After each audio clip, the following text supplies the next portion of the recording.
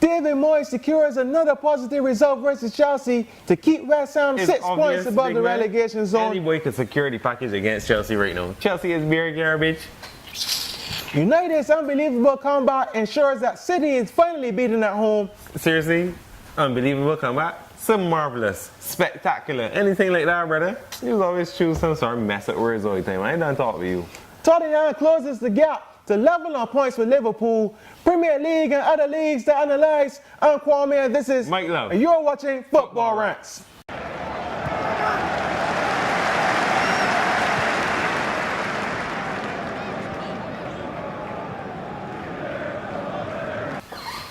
You want me? You say you want me to say what? Marvelous. Marvelous, spectacular. Use that kind of words in your vocabulary. How you mean unbelievable comeback? Watch how the football play. First half, the man had Pogba playing defensive role and how he look like bare duppies out there. Obviously, the man who was in the crowd, I don't even think he got mention his name, went into the locker room and fired that man and put Pogba where he's supposed to be. So you're up saying top and strolling them things inside the back of that net. it wasn't Mourinho? You're saying it wasn't Mourinho? Somebody can't say about Mourinho. That's all that man that was in the stands. I even calling the names. That's how bad it is. So, I mean, I watched the game. Football really is a game of two halves. If Sterling had taken one of those chances or even Gundogan, the game would be over. But as you said, it was a great comeback. I didn't want to wear marvelous because it was only a couple of players that was really impressed with in that game. The Man City fans, John Simpson, all want to talk about Sterling. Sterling is a waste man. I tell people so. But what I'm saying to you is, man there capitalized for whatever chances he had because he's garbage and United do the job. What I'm saying to you is, how can you say that Sterling is garbage but still be impressed by Lukaku, who was nowhere to be found in that game? Man can't even control a ball. That goal that Pogba scored, that is the kind of finish that he should be finishing because I don't want to hear that's where he should have been. His position was poor, but I mean to get to the point, was given from my side. All that football needed every sense was Pogba to go further up. And for Sanchez to have somebody to actually pass the ball to. Because the movement in the second half was fantastic from Manchester United. That was the difference. I know you said Sanchez.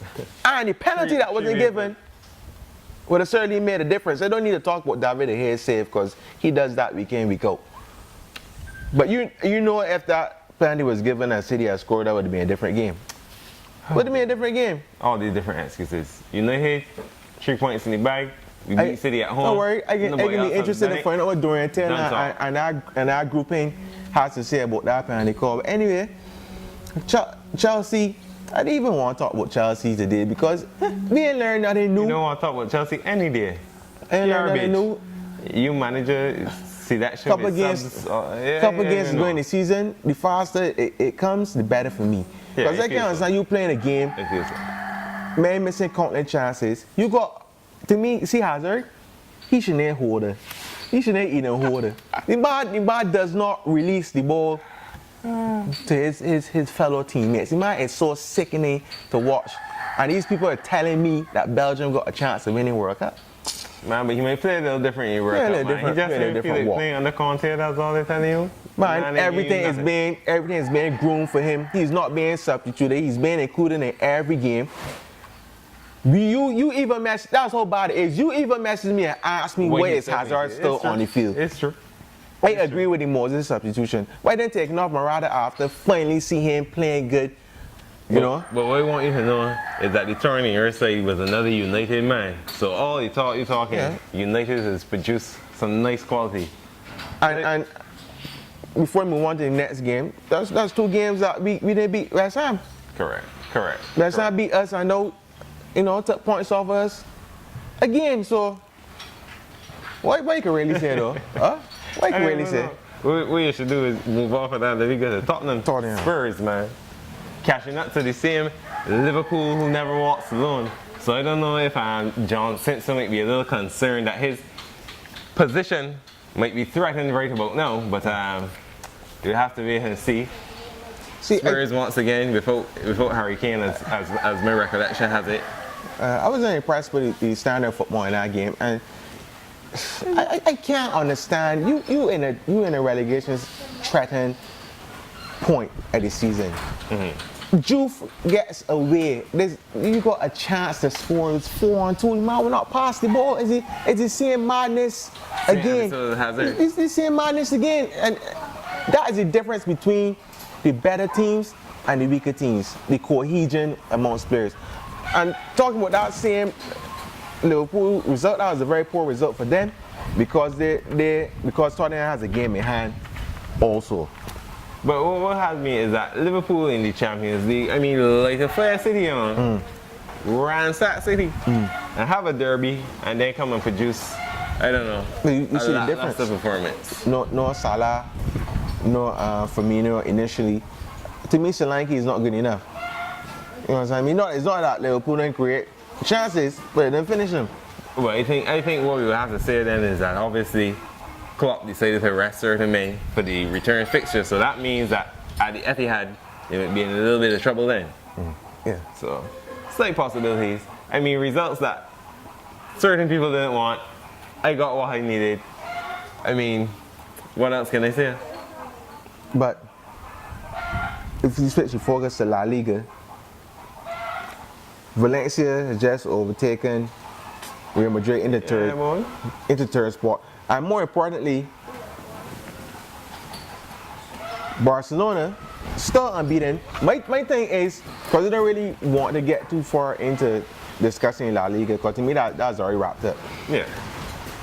They'll be fighting for second place. I still feel that Atletico Madrid could finish second. But people have been talking about how good Zinedine Zidane has been since he's taken over.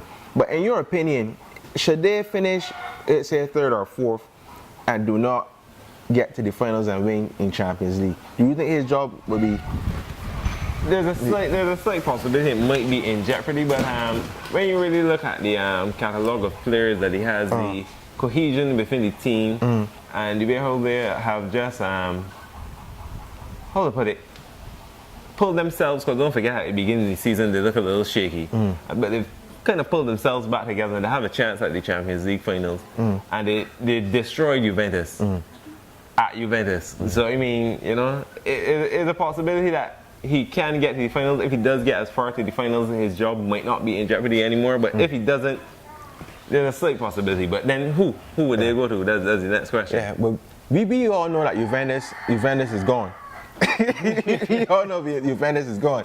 I mean, you don't need to talk about how good our boy's good kid was, but Juventus is gone. Man, but if you're saying that means City should be gone as well. I think City is gone too. I mean, I am prepared to say that City is gone. And Sevilla as well. Because I don't see Sevilla scoring 2 away goals and stopping Bayern Munich from scoring. And I don't see City scoring 4 goals or 5 goals and stopping Liverpool from scoring. Well, Mr. Neil George and fans of the Manchester City club, so I guess they're going to have a field day with you in the comments. I'll just leave it there. So to put it even differently, Pep is not doing better than Pellegrini. There you have it. Like, I don't know if you have anything more to say. I think I've said all I can say. I'm basking in my glory. Me, Dorian Taylor, all the Manchester United fans. Man, all they want to know from you and that group was Ashley Young's tackle a penalty, and more to the point, shouldn't have been sent off, because to me it was malicious and it was a career-ending tackle in my opinion. In my opinion. Anyhow, Mike Love,